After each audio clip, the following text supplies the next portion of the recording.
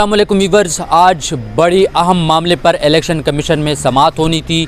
Chairman PTI Imran Khan ने आज election commission में पेश होना था और तौहीन इलेक्शन कमीशन और चीफ़ इलेक्शन कमिश्नर के मामले पर उन पर फ़र्द जुर्म आयद होना थी।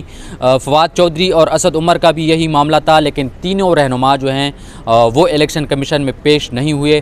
पहले मैं आपको बताता हूँ कि इमरान खान का जो केस था उसमें क्या हुआ, फिर फवाद चौधरी और असद उमर की बात कर लेते हैं। इमरान खान ने आज पेश होना था इलेक्शन कमीशन में, फ़र्द जुर्म उन पर आयद होनी थी, लेकिन चूँकि वो अडियाला जेल में हैं तो वो यहाँ पर पेश नहीं हो सके। इब्तिदा में उनके वकील जो शुएब शाहीन हैं उनके मुआविन वकील इलेक्शन कमीशन में पेश हुए और उन्होंने कहा कि शुएब शाहीन साहब सुप्रीम कोर्ट में बिज़ी हैं, तो आप थोड़ी देर तक समाअत अगर रोक लें और बाद में कर लें, फिर वो ख़ुद आ जाएंगे और वो अपना मौक़िफ़ जो है वो यहाँ पर रख देंगे। उसके बाद दीगर जो समाअत थी असद उमर और फवाद चौधरी के मामले पर वो हुई, लेकिन जब समाअत ख़त्म हुई तो उस दौरान शुएब शाहीन दोबारा यहाँ पर पेश हुए इलेक्शन कमीशन में और शुएब शाहीन ने उनको कहा इलेक्शन कमीशन को कि आप मेरी हाज़िरी लगा दें। लेकिन मामला ये है कि इमरान खान इस वक्त जेल में हैं और उनको लेवल प्लेइंग फील्ड नहीं मिल रही, हमें किसी भी जगह पर जलसा करने की इजाज़त नहीं दी जा रही। दूसरी बात यह है कि आप थोड़ा सब्र करें कि मैं इमरान खान से कोई मुलाकात कर लूँ, उनसे बातचीत कर लूँ।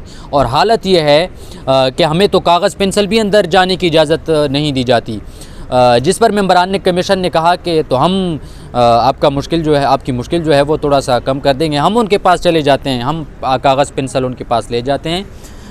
तो ये समाअत जो है वो 6 तारीख़ तक मुलतवी कर दी गई। उसके बाद फवाद चौधरी और असद उमर का मामला था। फवाद चौधरी जो हैं वो भी पेश नहीं हुए, उनकी जानिब से कोई भी पेश नहीं हुआ।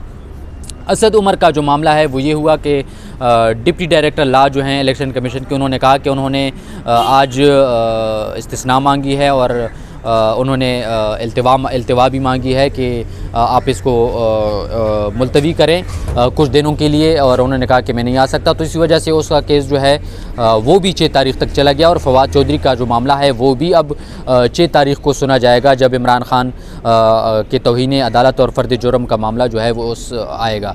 लेकिन इसमें असल मामला जो है वो तब शुरू हुआ जब सेक्रेटरी दाखिला इलेक्शन कमीशन में पेश हुए और उनसे इलेक्शन कमीशन ने पूछा कि क्या मामला आते हैं। उन्होंने अपनी रिपोर्ट पेश की और उन्होंने कहा कि सिक्योरिटी ख़दशात तो हैं, जिस पर इलेक्शन कमीशन ने कहा कि मेंबरान इलेक्शन कमीशन ने कहा कि ये तो हमें भी पता है कि सिक्योरिटी कंसर्न्स हैं और उनको आप बाहर नहीं लेके जा सकते, लेकिन आप ये चेक करें कि हम उनके पास जा सकते हैं, ऐसा कोई कानूनी ऑप्शन है। उन्होंने कहा कि हमारी तरफ से तो आपको इजाज़त है, लेकिन हम कानूनी तौर पर चेक कर लेंगे कि ऐसी कोई रिस्ट्रिक्शन तो नहीं है, जिस पर इलेक्शन कमीशन ने उनको कहा कि आप चेक करें और फिर हमें बताएं।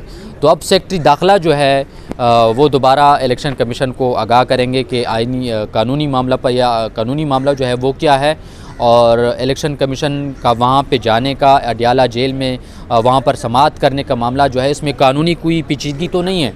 तो उसके बाद इलेक्शन कमीशन जो है इस पर कोई फ़ैसला करेगा।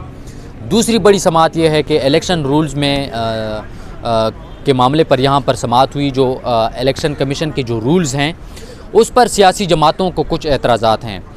उस हवाले से नून लीग, पीपल्स पार्टी और दीगर जो सियासी जमातें हैं उनके वकला यहाँ पर आज इलेक्शन कमीशन में पेश हुए और उन्होंने मुख्तलिफ अपने जो एतराज़ात थे उनका इजहार किया, जिस पर इलेक्शन कमीशन ने कहा, जो इलेक्शन कमीशन के मेंबर बाबर हसन बरवाना हैं, उन्होंने कहा कि क्या ऐसा मुमकिन है कि सियासी जमातों को हम यहाँ पर बुलाएं और उनको सुने यहाँ पर इजलास में, तो इसमें कोई ममानियत तो नहीं है। उस पर जो डीजी लॉ हैं इलेक्शन कमीशन के, उन्होंने कहा कि ये तो बेहतर तरीका है, इस पर कोई ममानियत भी नहीं, पाबंदी भी नहीं है।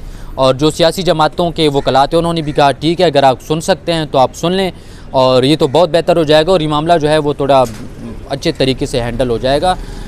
जिस पर इलेक्शन कमीशन के member election commission Nisar Durrani ने कहा कि इस मामले पर हम फ़ैसला कर लेते हैं और 20 तारीख़ तक ये मामला जो है अब मुलतवी कर दिया गया ये केस। इस दौरान इलेक्शन कमीशन ये फ़ैसला भी कर लेगा कि क्या हमने सियासी जमातों के साथ मुशावरत करनी है या इस पर समाअत करनी है। तो ये 2 अहम केसेस थे आज इलेक्शन कमीशन में। फ़िलहाल इलेक्शन कमीशन से इतना ही, लेकिन तमाम तर अहम अपडेट्स के लिए हमारे साथ जुड़े रहिए, हमारे चैनल को सब्सक्राइब कीजिए। और अगर आपकी कोई राय है, आपके पास कोई ऐसी ख़बर है जिससे आप समझते हैं कि इस पर हमें बात करनी चाहिए, तो आप हमारे साथ रब्ता कर सकते हैं, कमेंट में हमें बताइए। फ़िलहाल हमारे पास इतना ही। हमारे इजाज़त दीजिए इलेक्शन कमीशन से। साकिब सईद को इजाज़त दीजिए। अल्लाह हाफ़िज़।